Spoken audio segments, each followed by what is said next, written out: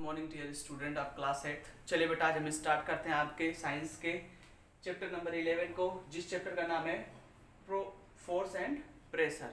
तो चलिए बेटा, देखते हैं कि ये फोर्स एंड प्रेशर जो ये चैप्टर है, इसके बारे में हमें क्या क्या नॉलेज होना चाहिए और ये चैप्टर हम लोग पढ़ते क्यों हैं और इस चैप्टर का हमारी डेली लाइफ में कितना यूज है। तो चलिए बेटा, जब भी हम इस चैप्टर को स्टार्ट करेंगे तो सबसे पहले कुछ बातों पर डिस्कशन कर लेते हैं कि वास्तव में ये फोर्स और प्रेशर होते क्या हैं। तो सबसे पहले हम लोग फोर्स को डिस्कस करते हैं।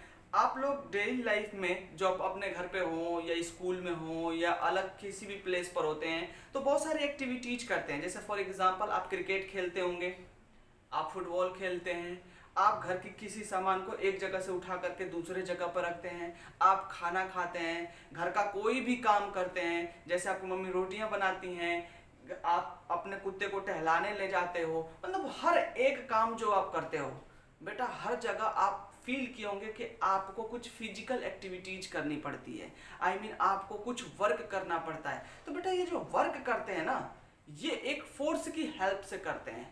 आई मीन फोर्स एक ऐसी चीज है बेटा जो हमें वर्क करने में हेल्प करती है। आई बात समझ में? बेसिकली वर्क की तो अलग भी डिफिनीशंस होती हैं कि वर्क जो करना होता है वो एनर्जी की कैपेबिलिटी पर डिपेंड करता है, बट नहीं बेटा, फोर्स जब तक नहीं लगेगा तब तक वर्क भी नहीं होता है बेसिकली। तो फोर्स क्या है? एक वर्क करने के लिए जो हमें कैपेबल बनाता है उसको बोलते हैं बेटा फोर्स।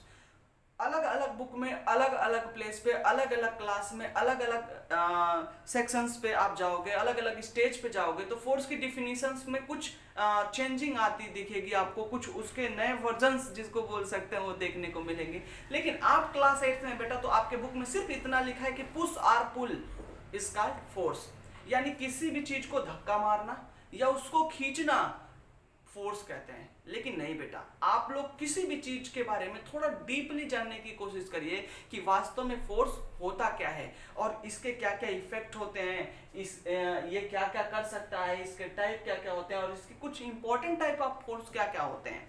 तो चलिए बेटा, हम एक चीज पे सबसे पहले डिस्कस करते हैं। मैं फिर एक बार रिवाइज करता हूं कि जो क्लास 8th में है बेटा, फोर्स की डिफिनीशन हो क्या है? पुश और पुल्ड इज कॉल्ड फोर्स, यानी किसी चीज को दबाना या धक्का मारना क्या है? फोर्स है। लेकिन हम लोग कुछ अलग टाइप के डिफिनीशंस इसको पढ़ेंगे बेटा। देखिए, वास्तव में ये जो है ना बेटा, फोर्स जो है एक एक्सटर्नल कॉज है। ये क्या है? ये एक एक्सटर्नल कॉज है। एक्सटर्नल कॉज का मतलब क्या है? अगर हम इसको बोले हिंदी में बताएं तो ये एक बाहरी कारक है, यानी बाहरी कारण है जिसकी वजह से बेटा हम लोग क्या कर सकते हैं कि किसी भी बॉडी के shape, size, direction, dimension, position में चेंज कर देते हैं या करने का प्रयास करते हैं।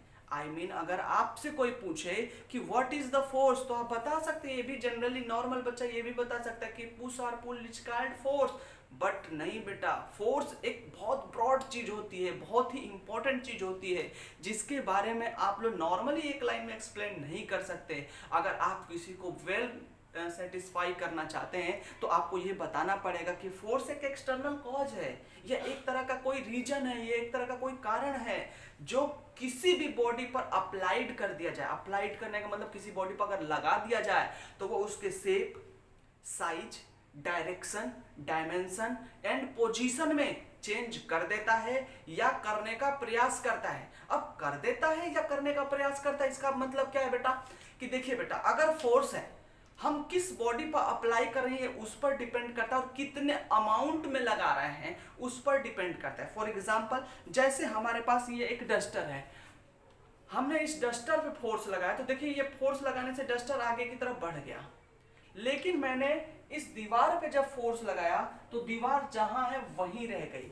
तो इट्स मीन दैट हमने फोर्स तो लगाया लेकिन हमने ऐसी बॉडी पर लगाया जिसमें हमारे एक बॉडी पर तो हमारे फोर्स का इफेक्ट पड़ा लेकिन दूसरे बॉडी पर फोर्स का इफेक्ट नहीं पड़ा। लेकिन ये गलत है, ये कह देना बिल्कुल गलत है। जैसे फॉर एग्जांपल, अगर ये डस्टर यहाँ था और कुछ समय बाद आप बाहर हैं और आप बाहर से अंदर आए और ये देखें कि डस्टर यहाँ पर आ गया है, इसका मतलब है कि ये यहाँ से यहाँ गया होगा तो जरूर इसे कोई ले गया होगा और ले गया होगा तो भाई जरूर इस पर फोर्स लगाया होगा, क्योंकि आप सबको पता है कि बिना फोर्स लगाए किसी बॉडी के पोजीशन में आप चेंज नहीं कर सकते, चाहे आप कुछ भी कर लीजिए।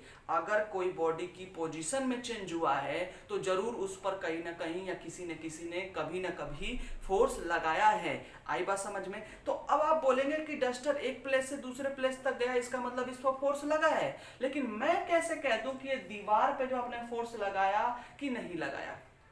ये डिपेंड करता है बेटा कि आप कहेंगे दीवार तो जहां थी वहीं रह गई, आगे तो बढ़ी नहीं, तो इस पर फिर कैसे फोर्स लग गया? नहीं बेटा, ये गलत बात है। मैंने ये नहीं कहा कि आप फोर्स लगाएंगे तो उस बॉडी के पोजीशन में चेंज आएगा ही। मेरी डिफिनीशन में जरा ध्यान से सुनिएगा, मैंने कहा कि फोर्स एक एक्सटर्नल कॉज है जिसे अगर किसी बॉडी पर अप्लाइड कर दें, लगा दें, तो वो उसके shape, size, direction, dimension and position में चेंज कर देता है या करने का प्रयास करता है। आई मीन कि जब हमने इस दीवार पर फोर्स लगाया तो हम तो इसको धक्का मार के दूसरी साइड ले जाना चाहते हैं, हमने प्रयास किया। आई मीन इस दीवार ने फोर्स तो फील किया, लेकिन उसका हमारे फोर्स से कोई इफेक्ट नहीं पड़ा जो कि हमें विजुअली दिखाई दे। आई बात समझ में? तो फिर से एक बार मैं डेफिनेशन बताता हूँ कि फोर्स क्या है। आपके जनरली क्लास 8th में लिखा है कि पुल और पुश is called force। तो देखिए बेटा, आपके क्लास 8th में दिया है कि पुश और पुल्ड इज कॉल्ड फोर्स, यानी किसी चीज को खींचना और दबाना फोर्स है। क्यों? वो ये डेफिनेशन आपके स्टेज पर क्यों दिए हैं? क्योंकि आप जनरली बहुत सारे जो डेली लाइफ में काम करते हैं या तो खींचते हैं किसी चीज को या दबाते हैं। जैसे फॉर एग्जाम्पल आप फुटबॉल को किक मारते हैं, जब आप फुटबॉल को किक मारते हैं बेटा तो वो भी एक तरह का धक्का मारना हो गया। क्या हो गया? एक तरह का धक्का मारना हो गया। आप दरवाजा खोलते हैं बेटा तो उसको भी क्या हो गया? पुश करते हैं। जब बंद करना होता है तो पुल कर देते हैं। कुएं से पानी खींचते हैं तो कुएं से पानी खींचते समय क्या करते हैं? आप पुल करते हैं। तो बहुत सारी ऐसी एक्टिविटीज देखी गई जो छोटे बच्चों के स्टेज पर, और उसके बेस पर उनको एक बेसिक डिफिनीशंस दिया गया कि फोर्स जो होता है ना वो खींचने या दबाने को बोलते हैं, पुश और पुल्ड को बोल देते हैं। आगे बात समझे? लेकिन वास्तव में फोर्स की डिफिनीशन कुछ अलग ही होती है। चलिए, हम लोगों ने फोर्स के बारे में तो सीख लिया कि फोर्स क्या है। अब हम लोग डिस्कशन करते हैं कि फोर्स है तो इसकी मेजरिंग कैसे करते हैं, इसकी यूनिट क्या होती है। आप लोगों के मन में कुछ कभी शायद आप लोग जानते हो या ना जानते हो कि यूनिट क्या होता है। यूनिट बेटा एक बहुत ही इंपॉर्टेंट चीज होती है किसी भी चीज के लिए, जो हमें ये बताती है कि हम उसकी कितनी क्वांटिटीज को ले रहे हैं। यानी यूनिट किसी भी चीज के, किसी भी वैल्यूएबल थिंग्स की क्वांटिटी को रिप्रेजेंट करता है। जैसे फॉर एग्जांपल आप किसी दुकान पे जाते हो और आपके मदर ने आपको बोला कि आप जाकर के चीनी खरीद लाओ, तो आप दुकानदार से जाकर के क्या बोलते हैं कि चीनी दे दो। इतना कहने से ये दुकानदार आपको चीनी तो दे नहीं देता है। अगर फॉर एग्जांपल आप जाके बोलते भी हैं कि चीनी दे दो, तो रिप्लाई में या आपसे क्वेश्चनिंग करता है दुकानदार कि आप बताओ कितनी चीनी दे दूं। आप सोचते हैं कितनी चीनी दे दूं, तो आप बोलते 2 kg चीनी दे दो, 1 kg चीनी दे दो। आई मीन जितनी आपकी जरूरत होती है आप उस हिसाब से उससे चीनी मांगते हैं। तो बेटा ये जो आप 2 के पीछे किसी न्यूमेरिकल वैल्यू के पीछे आप केजी लगा रहे हैं, ग्राम लगा रहे हैं, मीटर लगाते हैं, किलोमीटर लगाते हैं, सेंटीमीटर लगाते हैं, लीटर लगाते हैं, आई बात समझ में ना, मीटर पर सेकंड स्क्वायर लगाते हैं, मीटर पर सेकंड लगाते हैं। ये सब क्या है? अमाउंट है जो ये बताते हैं कि हमें कितनी क्वांटिटीज लेनी है। तो उसी तरह से बेटा ये जो फोर्स है, फोर्स की जो यूनिट होती है बेटा, यूनिट ऑफ फोर्स जो होता है, यूनिट ऑफ फोर्स, इसकी जो यूनिट होता है बेटा वो न्यूटन होता है। क्या होता है? न्यूटन होता है। और बेटा न्यूटन इसका नाम क्यों रखा गया? आप सबको पता है कि सर आइजैक न्यूटन ने ही इसके बारे में बहुत ब्रीफली डिफिनेशंस दिया था, बहुत अच्छे से समझाया था फोर्स के इफेक्ट को, इसलिए बेटा इसका फोर्स की जो यूनिट रखी गई वो न्यूटन रखा गया। अब इसको कैपिटल N से हम लोग जनरली नोट कर देते हैं। आगे बात समझ में? अब आते हैं बात आगे पर। अब बात आती है बेटा कि ये फोर्स तो है, ये किस तरह की क्वांटिटीज है। क्वांटिटीज क्या होता है बेटा?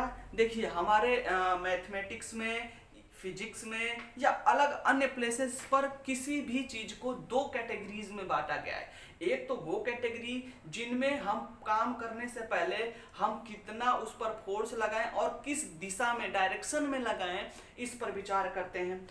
फॉर एग्जाम्पल, आप जब अपने घर में आते हैं और आप अपने घर का दरवाजा खोलते हैं तो ये जरूर देखते हैं कि हम भाई फोर्स कितना लगाएं और किस डायरेक्शन में लगाएं। आप ऐसा सोचते हैं कि नहीं सोचते हैं? जैसे आप अपने घर में आते हैं तो आप अपने घर का दरवाजा तो खोलते ही होंगे। जब आप अपने घर का दरवाजा जब खोलते हैं तो भाई आप बताइए कि क्या आप आते तुरंत कुछ भी कर देते हैं? नहीं। सबसे पहले आप क्या सोचते हैं? आप उस दरवाजे को खोलते हैं तो ये देखते हैं कि कितना फोर्स लगा और किस डायरेक्शन में लगाएं। अब ये तो नहीं ना कि आप कुछ भी फोर्स लगा देते हैं और किसी भी डायरेक्शन में लगा देते हैं, नहीं।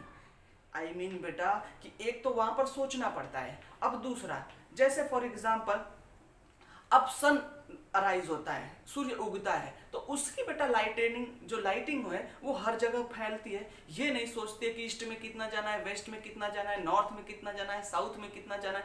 यानी जो सिर्फ अपना काम करे, अमाउंट लगा दे, लेकिन ये नहीं पता करे कि हमें किस डायरेक्शन में लगाना है। देयर इज देन दो मतलब two categories when we will decide that what we have to do. यानी पहले हमें ये सोचना होगा कोई भी फोर्स लगाने से पहले कि बेटा हम फोर्स जो लगा रहे हैं वो डायरेक्शंस में लगाएं या ना लगाएं। इसी के बेस पर बेटा हमारे फोर्स को इनमें बांटा गया है, डायरेक्शंस के बेस पर और मैग्नीट्यूड के बेस पर। बेटा दो तरह की क्वांटिटीज होती हैं, एक होती है वेक्टर क्वांटिटी और दूसरा होता है बेटा स्केलर क्वांटिटी। स्केलर क्वांटिटी क्या होता है बेटा? वेक्टर क्वांटिटीज क्या होता है बेटा? मैंने अभी बताया कि vector quantities are that quantities in which we will discuss about direction and magnitude of any objects. यानी बेटा इसमें वेक्टर क्वांटिटी में क्या होता है, हम किसी भी बॉडी पर फोर्स लगाने से पहले क्या करते हैं, ये जरूर सोचते हैं ना कि कितना अमाउंट में लगाएं और किस डायरेक्शन में लगाएं। आई मीन जिसमें मैग्नीट्यूड और डायरेक्शन दोनों हो। यानी वेक्टर क्वांटिटी में क्या होता है बेटा? मैग्नीट्यूड एंड डायरेक्शन होता है बेटा। लेकिन इसमें स्केलर क्वांटिटी में ओनली डायरेक्शन होता है। इसमें ये नहीं सोचते हैं कि हम किस डायरेक्शन, सॉरी इसमें सिर्फ मैग्नीट्यूड होता है बेटा, इसमें सिर्फ मैग्नीट्यूड होता है, इसमें डायरेक्शन नहीं होता है। ये सिर्फ हम अमाउंट में फोर्स लगा देते हैं, लेकिन ये नहीं सोचते हैं कि किधर है। लेकिन जरा ध्यान दीजिए, हम सिर्फ अगर फोर्स की बात करें कि फोर्स क्या है, तो बेटा फोर्स एक वेक्टर क्वांटिटी है, क्योंकि फोर्स लगाने से पहले हम ये जरूर सोचते हैं कि कितना लगाएं और किस डायरेक्शन में लगाएं। अगर हम ये सोचते हैं कोई काम करने से पहले, यहाँ पर इसका मतलब हम लोग वेक्टर क्वांटिटीज में काम करने जा रहे हैं। तो आई होप कि आप लोगों को फोर्स क्या है और उसकी डेफिनेशन, उसकी यूनिट और उसकी क्वांटिटी आप लोगों को समझ में आ गया। ओवरव्यू में आप लोगों को मैं फिर से एक बार एक्सप्लेन कर देता हूँ कि फोर्स होता क्या है। मैंने बताया कि क्लास 8th के आप स्टूडेंट हैं तो आपको बस सिर्फ इतना ही डिफिनीशन पता होता है कि pull are pulled is called force. यानी किसी वस्तु को दबाना या खींचना क्या कहलाता है, किसी बॉडी को खींचें या दबाएं तो उसको फोर्स कहते हैं। लेकिन बेटा जो ब्रीफ इसकी इंट्रोडक्शन है वो ये है कि फोर्स एक एक्सटर्नल कॉज होता है जिसे किसी बॉडी पर अप्लाई कर देते हैं तो वो उसके शेप, साइज, डायरेक्शन, डायमेंशन में चेंज कर देता है या करने का प्रयास करता है। ठीक है, अब उसके बाद आती है कि फोर्स जो है तो उसकी हम मीजरिंग किस यूनिट में करेंगे, तो बेटा उसकी जो मीजरिंग करेंगे वो हम लोग न्यूटन में करेंगे। यानी फोर्स की जो यूनिवर्सल यूनिट होती है वो क्या होती है बेटा? न्यूटन होती है। और न्यूटन क्यों रखा गया इसका नाम? क्योंकि सर आइजैक न्यूटन ने इसके बारे में ब्रीफ इंट्रोडक्शन दिया था, इसलिए हम लोग इसका यूनिट न्यूटन रखते हैं। दूसरी बात आती है बेटा कि ये जो हमारा फोर्स है वो किस तरह की क्वांटिटी है, वेक्टर क्वांटिटी है कि स्केलर क्वांटिटी है। तो सबसे पहले मैंने आप लोगों को वेक्टर क्वांटिटी क्या होता है और स्केलर क्वांटिटी क्या होता है समझाया। आई मीन वेक्टर क्वांटिटी वो क्वांटिटी होता है बेटा जिसमें मैग्नीट्यूड और डायरेक्शन दोनों होता है, लेकिन स्केलर क्वांटिटी में सिर्फ मैग्नीट्यूड होता है, डायरेक्शन नहीं होता है। इसलिए फोर्स हम लगाने से पहले ये जरूर सोचते हैं कि कितने अमाउंट में फोर्स लगाएं और किस डायरेक्शन में लगाएं। इसलिए बेटा हमारे फोर्स को वेक्टर क्वांटिटीज में रखा गया है। ठीक है, अब आगे बढ़ते हैं बेटा नेक्स्ट वीडियो में हम लोग इफेक्ट ऑफ फोर्स पर, जो कि हमने अपनी डेफिनेशन में बताया कि फोर्स के क्या क्या इफेक्ट पड़ सकते हैं। ठीक है, आइए बेटा नेक्स्ट वीडियो में हम लोग उसको देखते हैं।